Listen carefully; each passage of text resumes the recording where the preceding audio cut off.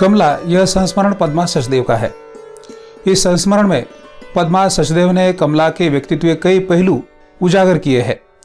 एक सामान्य स्त्री को अपने पति द्वारा प्रताड़ित करने के बाद भी वह उसका ख्याल ही करती है, कुछ ऐसी स्त्री है कमला। कमला के स्वभाव के कई गुण पद्मा सचदेव ने इस संस्मरण के माध्यम से प्रस्तुत किए हैं। चित्तरंजन पार्क में काम मांगने के लिए एक औरत आई थी, उसका नाम है कमला। पद्मा जी ने उन्हें काम पर रख लिया। वह झाड़ू पोछा करने लगी। धीरे धीरे कमला के साथ उसकी आत्मीयता बढ़ने लगी। कमला का तकिया कलाम था कि आपको कुछ पता नहीं है, अर्थात कमला हमेशा पद्मा जी को कहती थी कि आपको कुछ पता नहीं है। कमला जब छोटी 6-7 साल की लड़की थी तब से वह खाना बनाने लगी थी। उसके बाबा को जब समय पर खाना मिलता था तो वे बहुत खुश होते थे। 5 बच्चों को कंधे पर बिठाकर वे बाहर बाजार घुमाते थे। बाबा आंख बड़ी करते तो सब चूहे की तरह बिल में चले जाते थे। माँ भी बाबा से डरती थी। कमला की शादी का प्रसंग भी बहुत ही रोचक है। एक दिन नानी ने कहा कि तेरी शादी होने वाली है, और बस उसी दिन उसकी शादी कालका जी के मंदिर में हो गई। गोविंदपुरी में एक झुग्गी किराए पर ली गई। वह भी काम पर जाने लगी। उसका पति नल और बाथरूम के काम करने लगा। पति उसकी कमाई भी शुरू में कमला के हाथ में सौंपता है। जब उसको बेटा हुआ तो खूब मिठाई बांटी गई। छोटे बेटे को संभालने का काम उसकी ननद करने लगी और दोनों काम पर जाने लगते हैं। कमला का पति उसके बेटे की खूब देखभाल करता है, उसको नहलाना, उसको खाना खिलाना, उसके साथ खेलना इत्यादि। कमला ने किश्तों में एक झुग्गी खरीदी, तब 7,500 लगे थे। जब झुग्गी खरीदी गई तो पति के गांव के किसी न किसी को घर लाने लगता है। एक लड़का तो 2-3 साल उनके यहाँ रहा, खाया पिया, लेकिन एक पैसा नहीं दिया। कमला का आदमी शादी के समय 20 रुपए कमाता था, लेकिन बाद में उसे दारू की लत लग गई। एक दिन कमला ने घर का दरवाजा खोला तो उसके पति के पीछे एक लड़की थी जिसके पेट में उसके आदमी का बच्चा था। कमला ने लाख कोशिश की उस लड़की को दूर भगाने की, यहां तक कि उसके पति ने बच्चा गिराने के लिए उससे 150 रुपए भी लिए। कमला ने ओझा और पंडितों पर हजारों रुपए लगा दिए। वह कहने लगी कि उसके आदमी का सिर खराब हो गया है, वह जामा मस्जिद जाएगी जहां एक पीर तावीज और दवा देता है, बस यह लड़की उसके पति के जीवन से चली जाए। लेकिन इसका कुछ असर नहीं हुआ। उल्टा कमला के आदमी ने कमला की झुग्गी के पास ही एक झोपड़ी किराए पर ली और उसके घर लड़की पैदा हो गई। कमला का आदमी दूसरी औरत को ब्यूटीफुल कहता है। कमला का आदमी कमला से समझाता है कि उसकी झुग्गी में 2 कमरे हैं तो तुम दोनों मिलजुल कर रहो, लेकिन कमला ने उसे घर लेने से मना कर दिया। एक बार कमला को ससुराल जाना पड़ा तो उसके आदमी ने घर का बहुत सा सामान ब्यूटीफुल को दे दिया। पद्मा सचदेव ने कमला को बताया कि किरण बेदी बड़ी पुलिस अफसर है, वह उसके पति को ठीक कर देगी। लेकिन कमला ने इस बात को भी ठुकरा दिया। वह कहती उसका पति दुबला है और पुलिस उसको मारने के बाद वह मर जाएगा। कमला का पुत्र जो नानी फिर दादी के पास रहता था, जो कि क्लास में हमेशा फर्स्ट आता था, लेकिन 11वीं के बाद मोहल्ले की एक लड़की के साथ उसका इश्क हुआ तो उसने कॉलेज जाना बंद कर दिया। कमला का मानना था कि लड़की ने उसको खराब कर दिया है। एक तरफ कमला का पति इश्क में गिरफ्तार तो दूसरी तरफ बेटा भी। इसी बीच ससुर की खबर आई, वह भी एक औरत से फंस गया है। ससुर किसी विधवा का खेत हथिया लेना चाहता था, लेकिन मामला सुलझ गया। कमला के डाइवोर्स की कहानी भी रोचक है। अपने पति से परेशान कमला कोर्ट से कागज आने के बाद मूल अपने पास रखना चाहती है। वह कहती है कि उसका पति उसके साथ झगड़ा करेगा तो पुलिस को डाइवोर्स पेपर दिखाएगी। इस तरह पेपर बनाकर भी कमला पति को अपने पास ही रखना चाहती है। वह समझती है कि एक बार डाइवोर्स होने के बाद उसका पति उससे डर कर रहेगा। पद्मा जी के लाख समझाने पर भी कमला उल्टा पद्मा जी को ही कहती है कि आपको कुछ पता नहीं है। आइए देखते हैं संस्मरण कमला।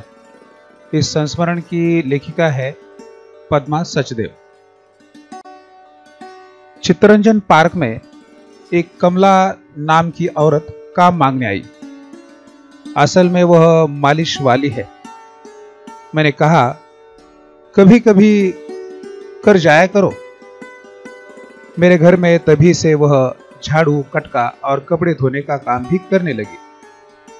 शुरू में कभी कभी मैं देखती उसकी नाक पर चोट लगी है, सिर पर चोट लगी है, मुंह पर लगी है, पर मैं पूछती न थी। एक बार पूछा तो उसने कहा कि अंधेरे में गिर पड़ी थी।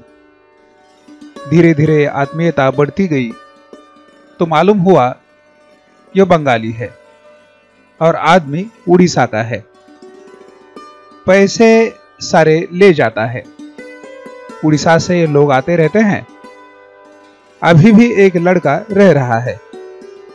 इसे उसके रोटी पानी का जुगाड़ भी करना पड़ता है। घर में जमीनों पर मूंगफली, नारियल, धान सब उगता है। खूब बढ़िया खेती बाड़ी है, पर पति काम नहीं करना चाहता। यहां बैठकर इसकी जान खाने में ही उसे तृप्ति मिलती है। एक बेटा भी है जो वहां गांव में अपनी दादी के पास है। 1.5-2 बरस तक तो कमला की बड़ी सास और मां ने बेटे को रखा। फिर कमला की सास उसे घर ले गई। कमला काम न करे तो दिल्ली में कमाई कौन करे और उसकी तरह तरह की फरमाइशें कौन पूरी करे।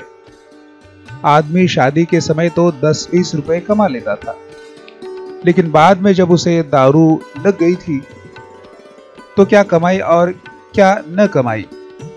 कमला का मानना है कि शादी के वक्त वह अच्छा था, फिर बाद में उड़िया लोगों ने इसे खराब कर दिया। दारू पीने लगा तो जिंदगी हराम हो गई। कमला की शादी भी एक नाटक ही थी। कमला के गांव की एक औरत जो इसे कलकत्ता से दिल्ली लाई। शादी इसकी उसी ने करवाई थी। कलकत्ता के दिनों को याद करके कमला बड़ी खुश होती। वह अक्सर बताया करती है, मैं छोटी थी तो 6-7 साल की उम्र में ही खाना बनाने लगी थी। माँ तो इधर उधर लोगों के घरों में जाकर गप करती रहती और बाबा को समय पर खाना नहीं मिलता। मैं धीरे धीरे रसोई में जाकर दाल चावल चढ़ा देती, कोई सब्जी छौंक देती। मेरा मन उसमें लगता था क्योंकि बाबा को खाना समय पर मिलता था। बाबा बहुत खुश होते थे। हमारे बाबा हम 5 बच्चों को कंधों पर बिठाकर ले जाते थे। कभी बाजार जाए या कभी किसी के घर पर जाए तो बाबा हम सबकी सवारी होते। उनके कंधों पर हम ऐसे फिट हो जाते जैसे तांगे पर बैठे हो। बाबा बहुत ऊंचे थे और बहुत मजबूत भी। वह सारा दिन खेतों में काम करते और मछली पकड़ने का जाल भी बनाते थे। गुस्सा वाले थे हमारे बाबा। जब गुस्सा आता तो हम सब बच्चे थर थर कांपते रहते थे। मैं और मेरी बहन काली, हम जुड़वा हैं। मैं 2 मिनट पहले पैदा हुई थी, पर मैं सावली हूं। वह बहुत काली थी। उसके साथ बहुत बुरा हुआ। एक आदमी गांव में आता था। उसने कहा, मैं तुमसे शादी करूंगा, तुम्हें शहर ले जाऊंगा। अब यह इतनी बेवकूफ उसकी बात मान के शहर आ गई। इसके पेट में जब बच्चा आ गया तो वह पता नहीं कहां चला गया। वह कहीं काम करने लगी और किराए के पैसे होते ही गांव में आ गई। अब गांव में उसकी लड़की पैदा हुई तो 1-2 महीने की लड़की छोड़कर वह फिर अपने आदमी को ढूंढने निकल गई। कलकत्ता में किसी के घर पर काम करती रही। उधर ही इसका दिमाग खराब हो गया। थोड़े दिन कहीं काम करती है, फिर वहां से भी छोड़ देती है। मैंने उससे कहा, ऐसे घर में रहो, तो वह मुझे गाली देने लगती है। इसकी बेटी तो मेरे बड़े बाबा की बड़ी लड़की के पास है, उन्होंने ही उसकी शादी भी कर दी है, पर इसे कोई होश नहीं। इसने 20,000 रुपये उसकी शादी के लिए बैंक में रखे हैं, अब वही निकलवा के खा रही है। ज्यादा दिन कहीं काम नहीं कर सकती, रास्ते में होती है तो मुझे देखकर मुंह घुमा के चल देती है। कमला अपनी बहन की बात हंसी में टाल देती है। मुझे लगता है कि उसने जिंदगी को ही हंसी में टाल दिया है। असल बात तो यह है कि कमला को 10-12 बरस करीब से देखने के बाद ही मुझे लगा ये लोग घर के न होते हुए भी कितने ज्यादा घर के होते हैं। कमला इतने बरसों से बखूबी जान गई है कि मुझे कुछ पता नहीं, इसलिए अक्सर ऊंचे आवाज में डांट कर वह संतोष प्राप्त कर लेती है। आपको कुछ पता नहीं है, यह उसका मेरे लिए तकिया कलाम है। मेरे घर की चिंता वह निश्चय ही मुझसे ज्यादा करती है। कभी कल की गली में गाय ब्याह गई तो मेरी चिंता का पारावार न रहा। उसका मूर्ख बछड़ा थन के पास मुंह ले जाने के बाद भी दूध न पी पा रहा था और मुझे गाय के खाली हुए पेट की बड़ी चिंता थी। मैंने अपने उल्लू से फुलके बनाकर उसमें गुड़ घी डालकर एक छोटी टोकरी में रख और गाय के पास जाकर कहा, माँ यह खा लो। उसने मुझे कुछ नहीं कहा और चूरी खाने लगी। उसका मूर्ख बछड़ा मेरी तरफ हैरानी से देख रहा था और मुझे मालूम था अगर मैंने भी उसे देखा तो गाय देख लेगी। मैं वहां से चली आई। चौकीदार ने कहा, अगर इसे धान खिलाया जाए तो लटकती हुई जेर छूट सकती है। मैंने ड्राइवर से धान मंगवाकर उसके सामने रखवा दिया। वह खाने लगी और मैंने पाया उसकी जेर छूट गई थी और उस पर कोए टूट पड़े थे।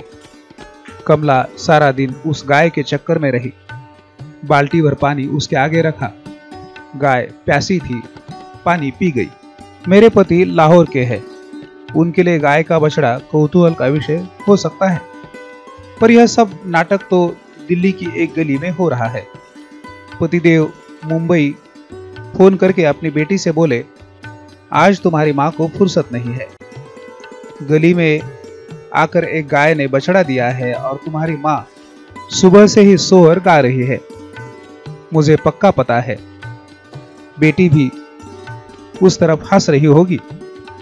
यह शहरी क्या जाने गाय ब्याने पर गांव में क्या खुशियां लुटती हैं। सच में शहरों की नाटकबाजी ने हमें गांव से कितनी दूर कर दिया है। कमला कभी कभी टेलीविजन पर बंगाली एक्टर को देखती तो कहती, ओह उत्तम कुमार, इसकी शूटिंग तो मैंने कलकत्ता में देखी थी।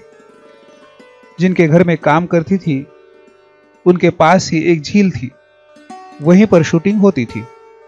काम करके मैं वहीं जाकर देखती, यह एक्टर लोग कितना नाटक करता है, कितना दिन एक ही शूटिंग चल रहा है। वह गाना गाता है, वैसा ही नाचता है। यह दारू बहुत पीता था। मैंने पूछा, तुम कलकत्ता क्या करने गई थी? तुम्हारे बाद बाबा के लिए खाना कौन बनाता था? वह हमारी माँ ही तो बनाती थी। मेरा भाई उधर पढ़ता भी था और नौकरी भी करता था, इसलिए मैं बाबा को बोलकर कभी कलकत्ता चली जाती थी। भाई का खाना बना देती, फिर खाली रह जाती तो एक बंगाली घर में थोड़ा काम करने लगी। भाई धर्मतल्ला में कहीं नौकरी करता था। बंगाली घर में ज्यादा काम नहीं था। अभी मैं छोटी भी थी, छोटे छोटे काम करती थी। कलकत्ता तो बड़ा शहर है। वह लोग कभी घूमने जाते तो साथ ले जाते। गंगा सागर मुझे बहुत अच्छा लगता था। कमला ने ही बताया था। कमला के नाना के पास बड़ी जमीन थी। माँ ने उधर कुछ नहीं किया था, इसलिए यहाँ भी नहीं करती थी। बाबा बहुत काम करता था। एक कोठरी में अनाज भरा रहता था। बाबा का कुत्ता उसकी रखवाली करता था। बाबा के घर में मोर भी था, कोयल भी, तोता भी। कुत्ता घर के अंदर नहीं आता था, बाहर ही रहता। वहीं पर उसको खाना देते थे, पर घर के अंदर बाहर या कोई आदमी नहीं आ सकता था। बाबा मछली का इतना अच्छा जाल बुनता था कि सब लोग जाल ठीक करवाने आते रहते थे। मेरा गांव बड़ा सुंदर था। अपने बाबा की बात करते ही कमला की आंखें चमकने लगी और पूरी देह खुशी से भर उठती। कमला कहती, बाबा कभी मारते नहीं थे, बस आंखें दिखाते। आंख बड़ी करते तो हम सब बच्चे चूहे की तरह बिल में चले जाते। माँ भी बाबा से डरती थी। मैं बाबा के साथ बाजार जाती थी। बाबा सौदा पकड़ाकर कहता, तुम घर चली जाओ। फिर बाबा अपने दोस्तों के साथ गप मारता, पान खाता, फिर घर आता था। हमारे गांव में स्कूल मास्टर छड़ी से बहुत मारता था। अच्छा नहीं लिखो तो मारता, ठीक से पढ़ो नहीं तो मारता था। मैंने पढ़ा ही नहीं, भैया पढ़ता था। मैं घर में खाना बनाती, पानी भरकर लाती, दाल चावल बना देती। अपनी बड़ी माँ से पूछकर सब्जी भी छौंक देती। घर में गाय का दूध होता, बैल खेतों पर चले जाते। मैं गाय को भी पानी सानी देती थी। फिर दादा के साथ कलकत्ता गई तो बाबा ने कुछ न कहा। दादा 9 क्लास तक पढ़ा था। वह कलकत्ता में मोमबत्ती फैक्ट्री में काम करता था। पैसा जमा करके घर भी बनवाया था। मैं जब पास के घर में काम करने लगी तो दादा को मेरी चिंता भी न रही। उसके घर में गेहूं पिसाकर ला देती, पानी ले आती, सिल पर मसाला पीस देती। वह उस वक्त 15-20 रुपए देता था। बाबा या घर का कोई आता तो उसे खाना देता था। मुझे भी बहुत खाना देता था। कमला बात क्या करती, जैसे कहीं कहीं से जिंदगी की सीवन उधड़ती है।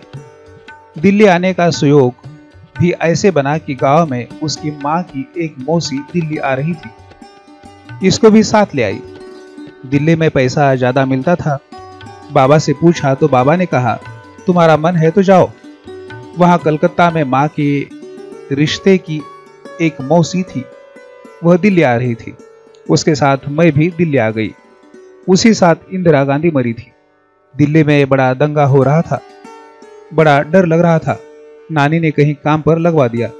बाबा को पैसे भेजती थी। वो लोग बहुत अच्छा था। मैं 1 बजे तक सारा काम खत्म कर देती थी। सब मुझसे बहुत खुश थे। जो नानी थी उसने 2-3 साल बाद कहा, अब तुम्हारी शादी पर दूंगी, अब तुम्हारी शादी कर दूंगी। मेरा आदमी तो पंजाब से काम करके आया था। झुग्गी लेकर रहता था, पैसे भी कमाता था। मेरे आदमी ने नानी को कुछ पैसे भी दिया होगा। नानी ने एक दिन कहा, आज तुम्हारी शादी है, बस कालका जी मंदिर में शादी हो गई।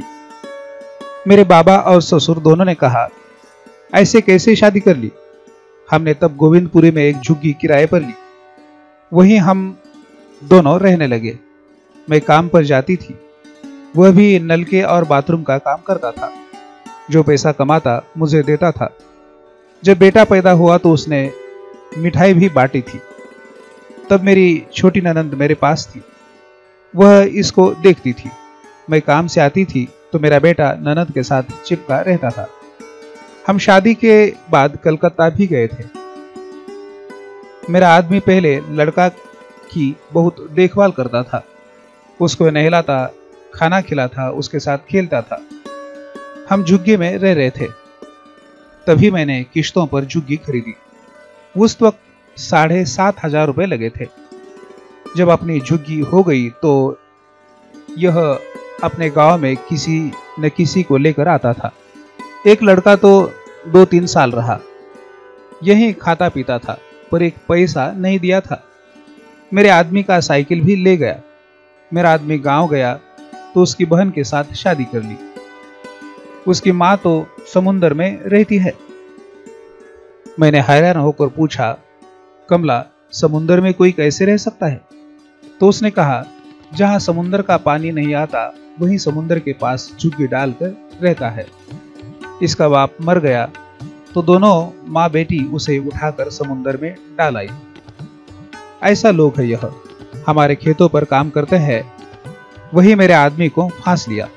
मैंने पूछा, कमला, ये तुम कैसे कह सकती हो उस लड़की को तेरे आदमी ने फांसा या लड़की ने फांसा?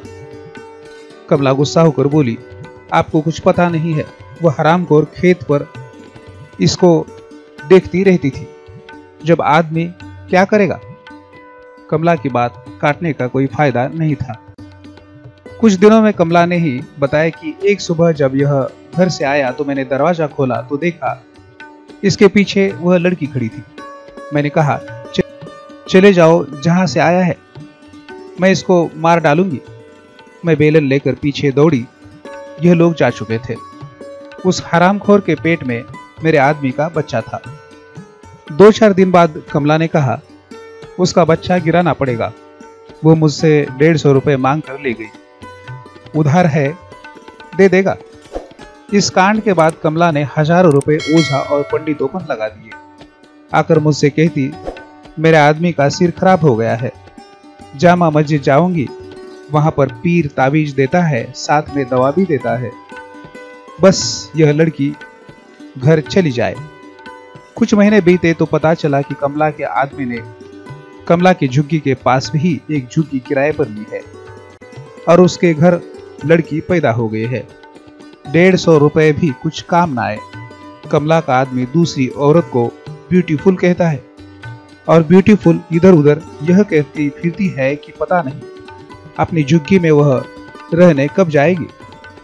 कमला का आदमी कमला से कहता है, झुग्गी में 2 कमरे हैं, तुम दोनों मिलजुल कर रहो, वह काम करेगी तो तू बच्चों को देखना। एक लड़का भी हो गया। कमला ने आदमी को 2 हाथ जमा कर कहा, यह मेरी झुग्गी है, इसे अपने बाप के घर लेकर चला जा। एक बार कमला को ससुराल जाना पड़ा तो उसके आदमी ने कितना ही सामान जाकर ब्यूटीफुल को दे दिया। उसके पेटीकोट, साड़ियां, 2 पतीले, रजाई वगैरह वगैरह। कमला घर पर आई तो झाड़ू फिर चुका था। फिर उसने एक अटैची में अपनी साड़ियां भरकर ऊपर हमारे पास रखवा दी। कुछ और चीजें भी रखी। उसका स्वभाव इतना अच्छा है कि काम के लिए कभी किसी को मना नहीं करती।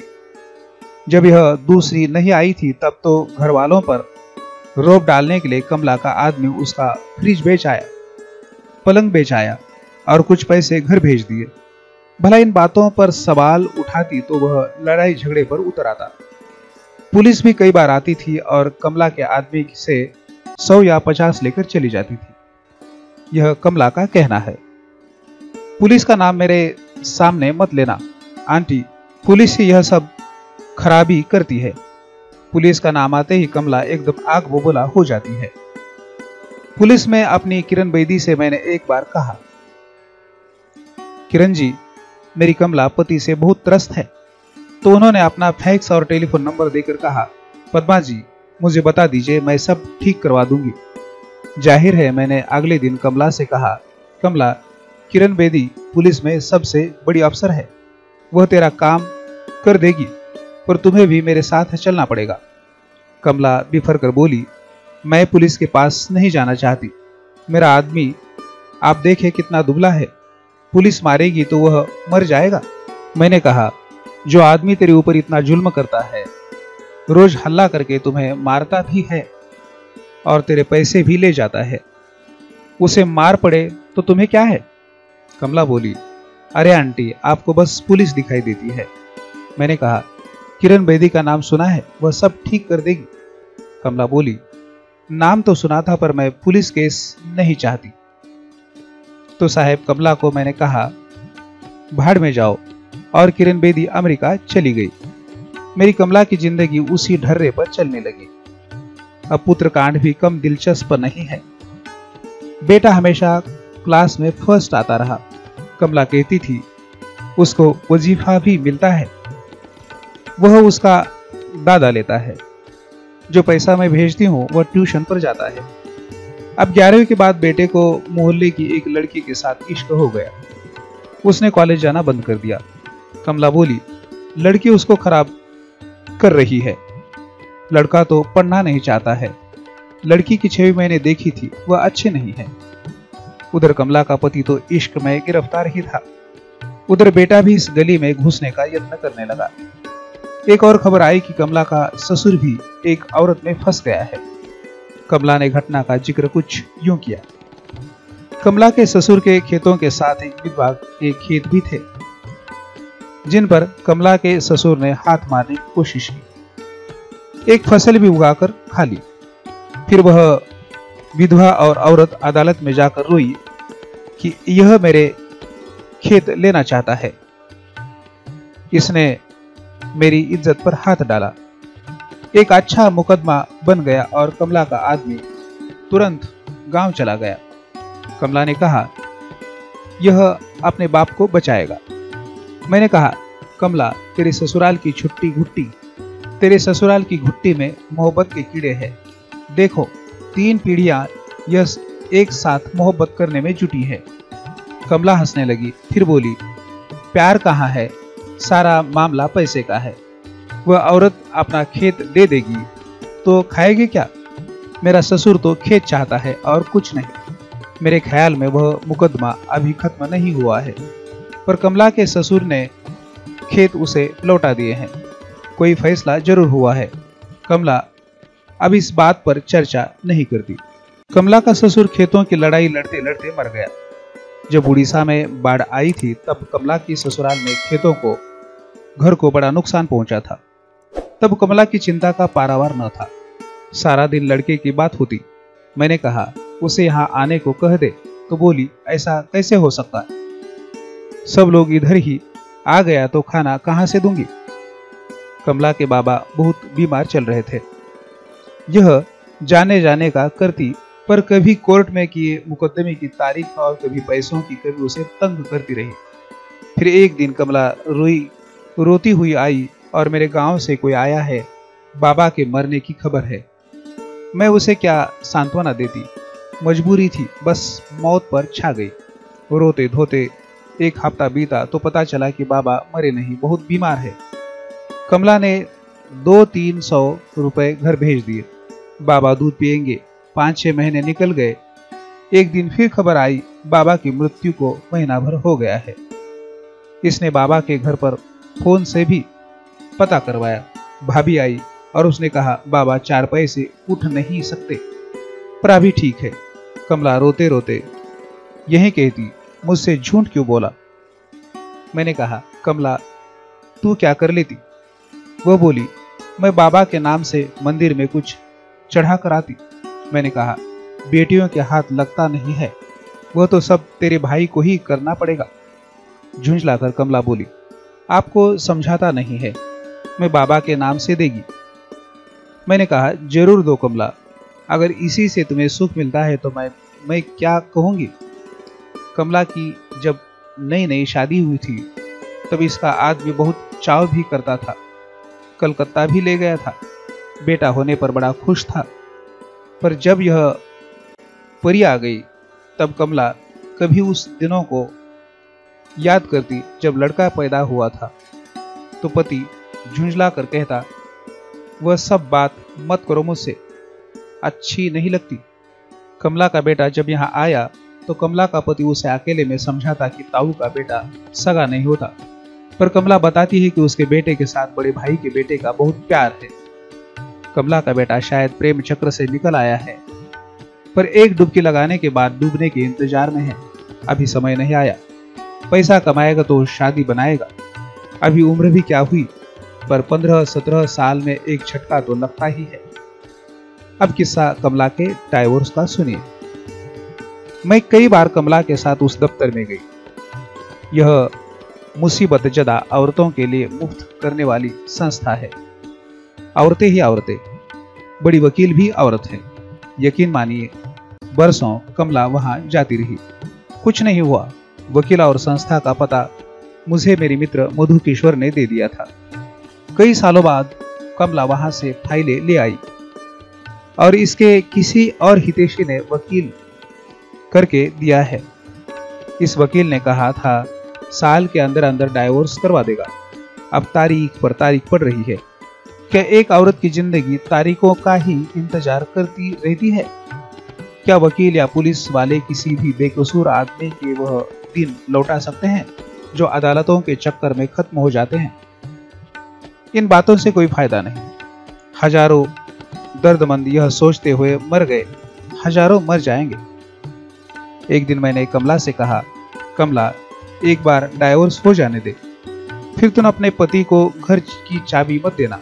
कमला बोली, आपको कुछ पता नहीं है, मेरे हाथ में कोर्ट का कागज आ जाएगा तो मैं उसकी कॉपी करके इसको दे दूंगी, असली कागज आपके पास रखूंगी। मैंने कहा, डाइवोर्स के बाद यह अगर तुम्हारे पास रहेगा तो डाइवोर्स माना नहीं जाएगा, इसको घर में घुसने नहीं देना। यह मैं कैसे कर सकती हूँ? मेरे लड़का का बाप है, अगर झगड़ा मारामारी करेगा तो पुलिस को कागज दिखा देगी, इसको पुलिस निकाल देगी। मैंने कहा, कमला, जब यह तेरे पास ही रहेगा तब डाइवोर्स कैसा?